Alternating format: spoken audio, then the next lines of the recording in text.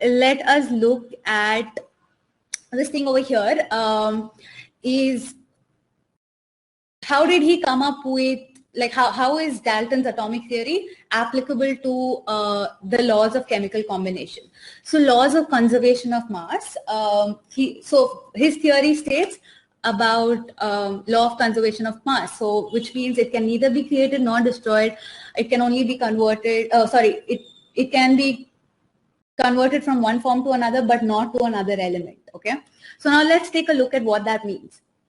For example, I have a question before you continue. Wait, so I know J.J. Thomson was a scientist who theorized about atoms. Who taught J.J. Thomson? Or was J.J. Thomson a teacher to someone who... Sorry. Was J.J. Thomson a teacher to someone who also theorized about atoms? I just have a question. Was J.J. Thomson was also somebody... Can you be a little slow? Okay, I'm sorry. I have a naturally fast voice.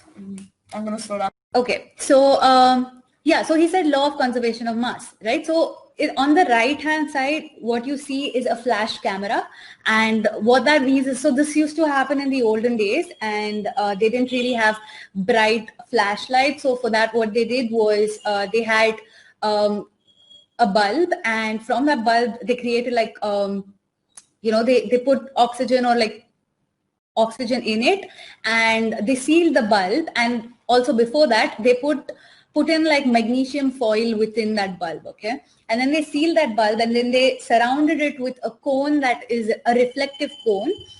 So something made out of metal, something that's like that reflects light, and then when you clicked the camera, the light would flash from this, and then the magnesium would react with the oxygen which is inside the bulb, and over here there is like it's a closed system, right? There's nothing coming in, nothing going out. So you have the oxygen, you have the magnesium within the bulb, and then once you click, the magnesium combines with the oxygen and in the presence of heat, and then that gives you magnesium oxide.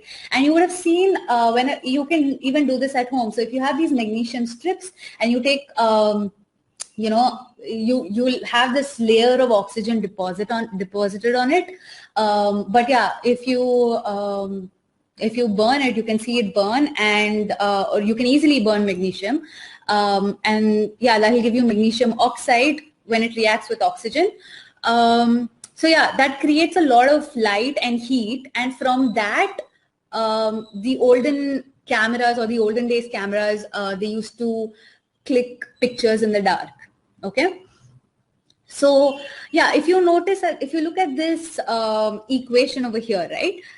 So here I have 2 atoms of magnesium, 2 atoms of oxygen. When they combine, I end up getting 2 MgO, which means whenever I have this 2 over here on the left hand side, it means whatever is on the right hand side of this 2 will be 2 times. So that means I'll have 2 atoms of magnesium and 2 atoms of oxygen. Okay.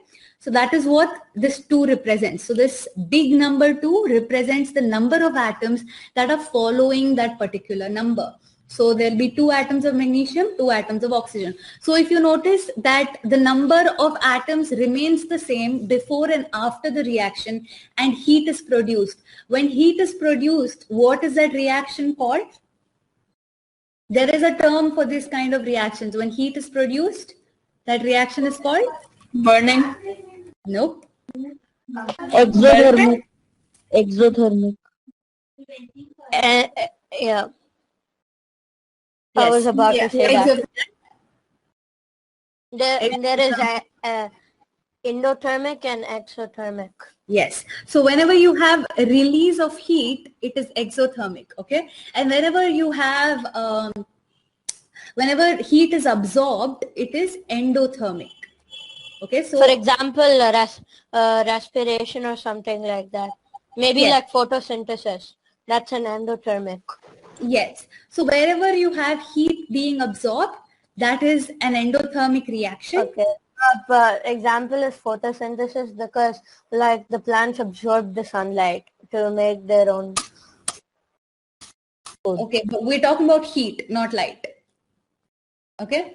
So anyway, so the total mass of all the products and chemical reactions are equal to the total mass of the reactants. right, let's proceed.